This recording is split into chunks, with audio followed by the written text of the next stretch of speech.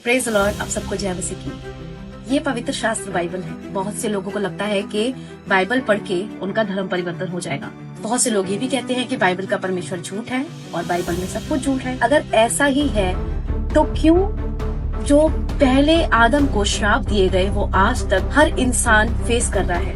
तो परमेश्वर ने आदम को श्राप दिया कि पृथ्वी तेरे लिए ऊंट कटारे उगाएगी, तो क्यों आज तक ये पृथ्वी ऊंट कटारे उगाती है? तो परमेश्वर ने आदम को कहा कि तू अपनी मेहनत के बिना पसीना बहाए तू रोटी नहीं खाएगा, तो क्यों आज हर इंसान पसीना बहाता है, मेहनत करता है, उसके बाद उसे जाकर रोटी मिलती है? जब परमेश्वर को औरत को श्राप दिया तू जब भी बच्चा जनेगी बहुत सी पीड़ा को सहेगी, तो क्यों प्रेग्नेंट लेडी जब वो बच्चा जनती है क्यों इतना दुख उठाती है? और जब परमेश्वर ने नूह को वायदा दिया कि मैं पृथ्वी अब की बार जल से नाश नहीं करूंगा और मैं अपना एक धनुष ठहराऊंगा जो आसमान में मुझे मेरे वचन को याद दिलाएगा, तो क्यों वो धनुष बारिश के बाद हमें दिखाई देता है? परमेश्वर ने कहा कि हफ्ते में एक दिन तू मेरे लिए पवित्र रखना। क्यों पूरा संसार आज हफ्ते में एक दिन की छुट्टी को वो मनाता है? और अगर आप और भी जानना चाहते हैं ह्यूमैनिटी के ऊपर क्या क्या श्राप परमेश्वर द्वारा आते हैं जब वो परमेश्वर की बातें नहीं मानते, आज्ञा उल्लंघन करते हैं, तो आप व्यवस्था विवरण के इन चैप्टर्स को जरूर पढ़ना, जिसमें अपना जीवन का आईना दिख जाएगा। अगर बाइबल का परमेश्वर झूठ है, जैसे कुछ लोग कहते हैं,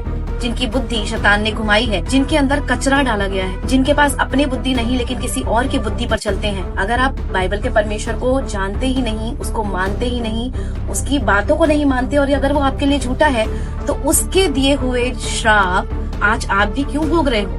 क्योंकि परमेश्वर एक है जो स्वर्ग में विराजमान है, और वो कोई नहीं, परम पिता परमेश्वर स्वर्ग में विराजमान यहोवा है।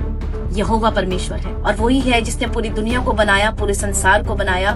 और कोई है जो नहीं चाहता कि आप सच को जाने, क्योंकि जब आप सच को जानेंगे तो सच आपको स्वतंत्र करेगा। परमेश्वर के लोगों, जिस परमेश्वर ने पाप के कारण श्राप दिए, उसी परमेश्वर ने हमारे लिए उद्धार के लिए रास्ता बनाया है, क्योंकि उसका प्यार उसके क्रोध से कहीं ज्यादा बड़ा है।